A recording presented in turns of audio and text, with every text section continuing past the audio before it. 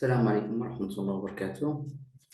Euh, je lis le texte. La boîte à merveille, texte 1. L'Aïcha occupait deux pièces de petite dimension au deuxième étage. Un balcon donnant sur le patio garni d'une balustrade en fer forgé conduisait à la pièce principale. L'autre chambre s'ouvrait directement sur l'escalier et servait surtout à entreposer les provisions d'hier. L'Aïcha y faisait aussi sa cuisine. La grande pièce avait deux fenêtres.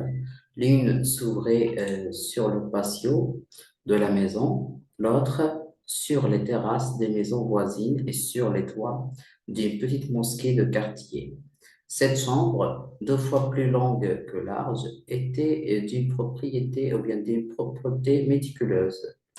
Des crotons, un grand ramage couvrait les matelas d'énormes coussins brodés en petits points enveloppés dans une légère soierie transparente s'amoncelait çà et là. Le mur s'ornait de grandes étagères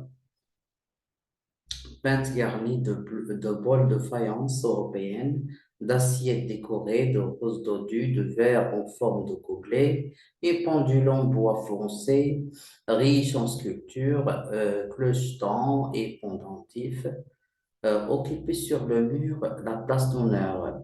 Le sol était couvert d'une natte de jonc. Par-dessus la natte se déployait une carpette aux couleurs vives. Cet ensemble baignait dans une atmosphère d'aisance, de quiétude. Ce n'était certes pas le grand luxe, mais le confort, un nid douillet à l'abri du vent.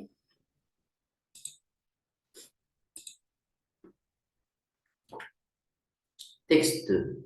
La chambre s'offrait l'image de la désolation. Elle suyait la misère et l'ennui. Je l'avais connue en des jours meilleurs. Plus de crottons sur les matelas, plus de carpettes aux couleurs gaies. Les étagères de bois peint avec leur cargaison de bols de faïence et l'assiette décorée avaient disparu.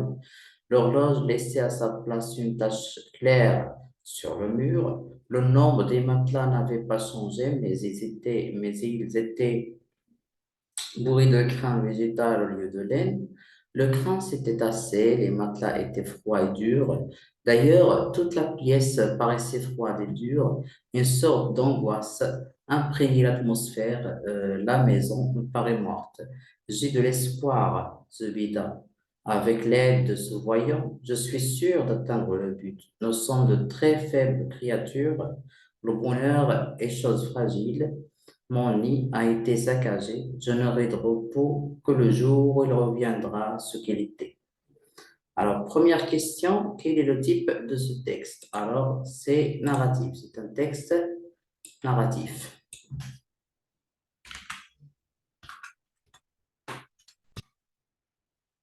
Deuxième question, situez ce passage de l'œuvre. Alors, on a déjà fait la situation dans l'œuvre. Bien sûr que vous allez revenir sur le roman pour chercher là où il se trouve le passage. Alors, bref, c'est une partie de l'incipit. Alors, c'est l'incipit du roman.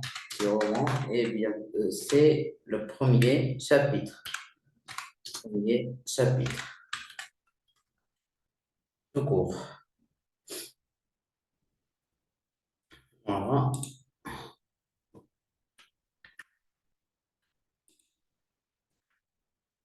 Troisième question, le tableau, on complète ce tableau. Alors, l'auteur, c'est qui? Le narrateur, c'est qui? Alors, l'auteur, c'est qui? L'auteur, c'est Ahmed Sefriri.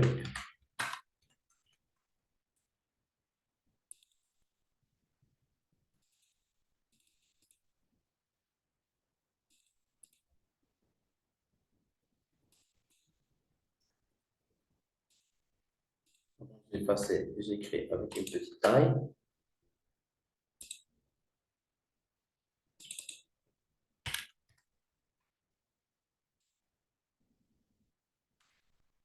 Ahmed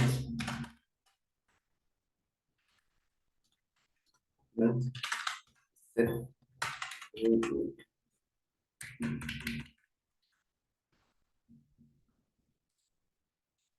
narrateur, c'est qui? Le narrateur, c'est Sidi Mohamed.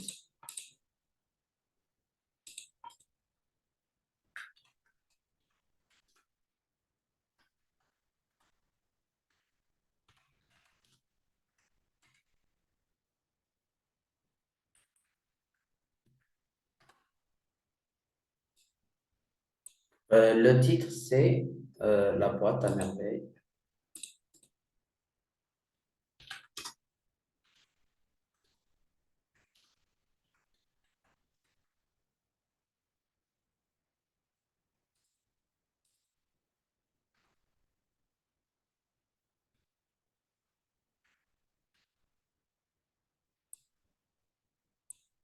La date de l'écriture,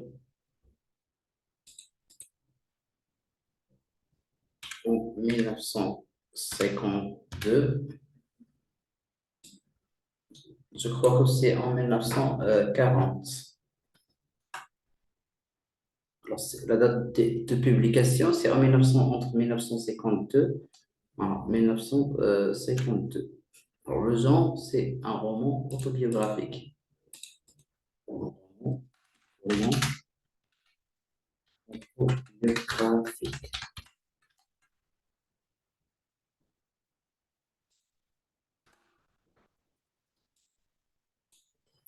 J'ai écrit un petit peu plus petit.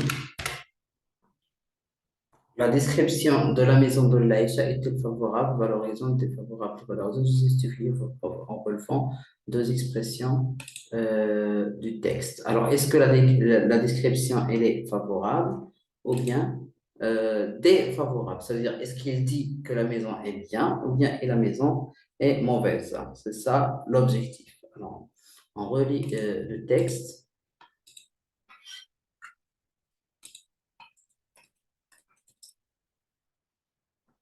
Je reviens sur le texte et je relis. Bien sûr que la maison, elle est défavorable. Là, si on refait sur l'image de la désolation, il y a le mot désolation, d'accord? Il suit la misère, c'est-à-dire c'est une manière défavorable d'écrire la maison. C'est une manière défavorable. La maison était décrite défavorablement parce qu'il disait désolation et misère. Les mots désolation et misère, ça veut dire al-bous wa shaqa. D'accord? Al-bous wa shaqa. Alors, la description, elle est comment? Elle est défavorable. D'accord? Alors, comment on sait que c'est défavorable? Parce qu'il dit désolation et voilà, la désolation et la misère. La désolation et la misère. Désolation et misère.